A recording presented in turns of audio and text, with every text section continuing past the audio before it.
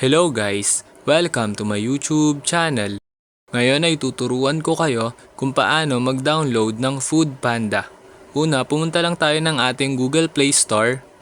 Then ayan, kapag nandito na tayo sa ating Google Play Store, pansinin nyo lang yung search na nasa baba, which is eto. Then i-click lang natin yan. Then kapag na-click na natin, mapupunta na tayo dito. Then pansinin nyo naman sa upper part itong search bar. Then i-click lang natin, then kapag na-click na natin, i-type lang natin dito yung Foodpanda. Ayan, type lang natin. Then kapag na-type na natin, then search. Then kung makikita nyo naman, ito yung Foodpanda. Ayan, lumabas na siya. Then sa tapat niya is may nakasulat na install.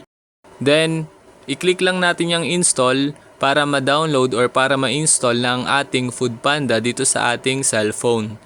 So ayun lang guys. Then wait natin yan matapos ma-download. Then wait lang natin yan mag-loading.